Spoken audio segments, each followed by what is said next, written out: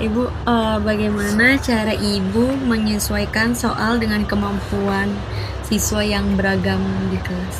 Ya, kalau sebetulnya sih kan memang dari pembelajaran sehari-hari itu kan ada diferensiasi ya.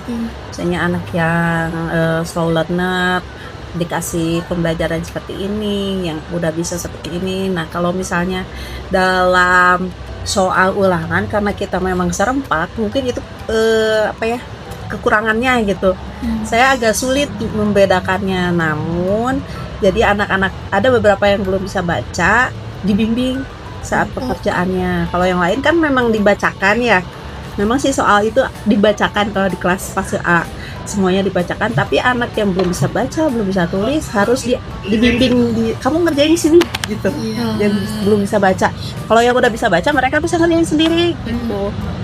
Lebih diperhatiin ya Bu. Iya, gitu. Kalau secara soal sih disamain. Nah, itu mungkin ya yang harusnya mungkin apakah harus dibedakan butir soalnya maksudnya ya. Butir soalnya apakah harus dibedakan apa.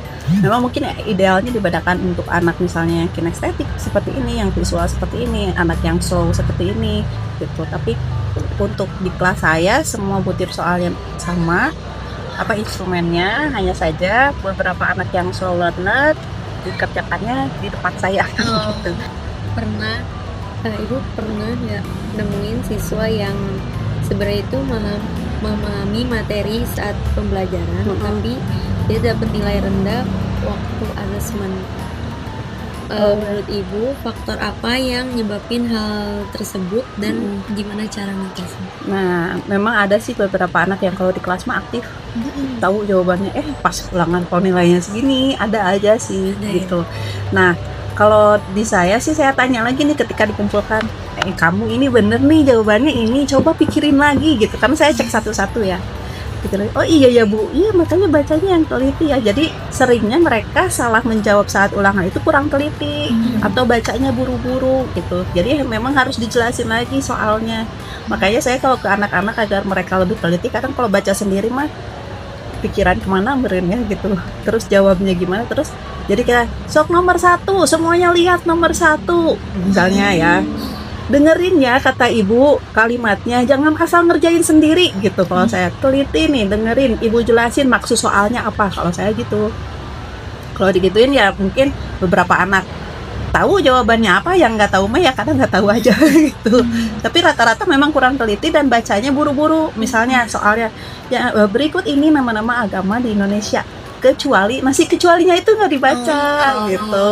Jadi kan mereka ya gitulah gitu. Memang kadang yang kecuali itu kan mengecoh ya gitu. Jadi kalau misalnya anaknya teliti, dia dari hasil pembelajaran harian nilai dengan asesmen itu sesuai. Ada juga yang pas pembelajaran aktif, entah karena mungkin pas asesmennya kurang teliti atau lupa gitu, memang nilainya ada juga yang jadi kok ini ya, padahal hari-harinya aktif, bagus gitu.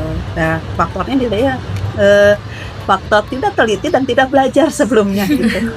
Buat ngejelasin soalnya itu dari semua soal, atau misalnya ada soal yang menurut Ibu nih kayaknya ini nanti bakal terkecoh gitu, yang jelasin kayak beberapa nomor aja pas. Kan memang soalnya itu dibacakan semuanya. Misal 25 soal saya bacakan, satu soal dibacakan 2 kali gitu. Kalau sekiranya anak mereka tahu jawabannya, misi. Kalau Bu apa Bu kecuali, nah itu baru saya kecuali itu ini gitu. Jadi beberapa poin yang kelihatannya anak-anak nggak ngerti nih maksud soalnya apa gitu misalnya. Beberapa anak, jadi saya jelasin ini maksudnya kecuali gitu misalnya. Tapi nggak setiap soal saya jelasin, tapi setiap soal pasti saya bacakan.